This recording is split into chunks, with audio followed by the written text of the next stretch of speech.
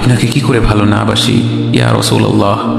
যখন আপনি আমাকে ভালোবেসেছেন সেই 1400 বছর আগে, যখন আপনি আমাকে মিস করতেন, আশা করতেন যেন আমার সাথে দেখা করতে পারেন, অথচ তখনও আমি জন্মই হইনি।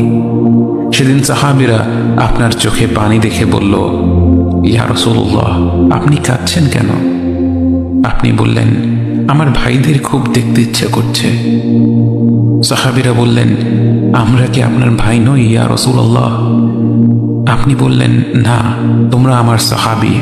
আমার ভাই হলো তারা যারা আমার পরে আসবে এবং আমাকে কখনো না দেখেও তারা আমাকে বিশ্বাস করবে।